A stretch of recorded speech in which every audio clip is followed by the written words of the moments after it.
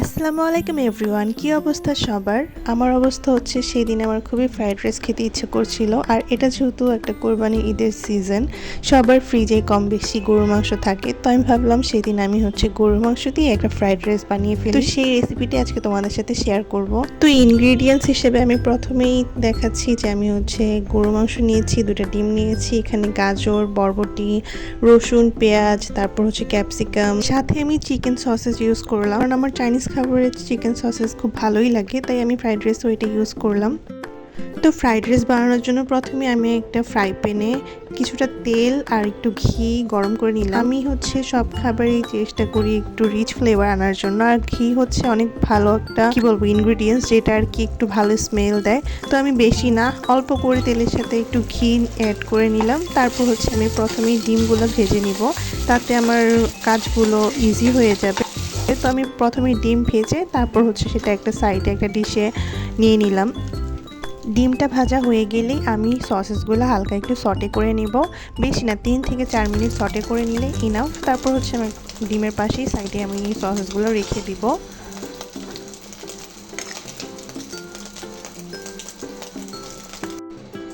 তারপর আবারও প্যানে একটু করে ঘি আর তেল দিয়ে আমি আমার ম্যারিনেট করা গরু মাংসগুলো ভেজে নিব, কুক করে নিব, কারণ গরু মাংস থেকে অলরেডি পানি বের হবে, তাই আমি এক্সট্রা পানি অ্যাড করব না।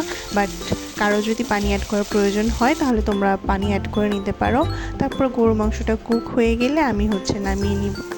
তারপর অন্য একটা ফ্রাই প্যানে তেল গরম করে তাতে একটু রসুন কুচি দিয়ে দিব, আর সাথে দিয়ে দিচ্ছি বরবটি আর গাজর, কারণ এই দুটো কুক হতে একটু টাইম লাগে, তাই আমি 5 থেকে 6 মিনিট এই বরবটি আর গাজরটাকে ভেজে নিব। তারপর ভাজা হয়ে গেলে আমি পেঁয়াজ, কাঁচামরিচ আর ক্যাপসিকাম দিয়ে সবগুলোকে হালকা করে সটে করে নিব। দেন আমি রাইসটা দিয়ে দিব।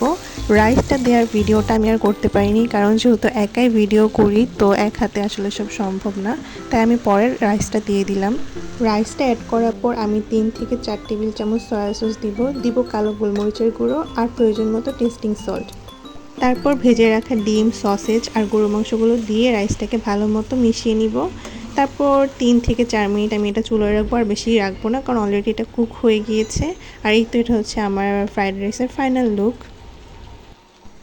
তারপর আমি এখানে চিকেন ফ্রাই করে নিব। আর চিকেন ফ্রাই করার জন্য আমি আগে চিকেনটাকে ম্যারিনেট করে রেখেছিলাম, জাস্ট ময়দা আর কর্নফ্লাওয়ার দিয়ে কোটেড করে এখন তেলে ভেজে নিচ্ছি। আর আমার চিকেনগুলো ভাজতে হাইস্ট 8 থেকে 10 মিনিট লেগেছিল, কারণ আমার এখানে অল্প চিকেনই ছিল, তো বেশি টাইম লাগেনি। আমি চিকেনগুলোকে ভেজে একপাশে রেখে দিই।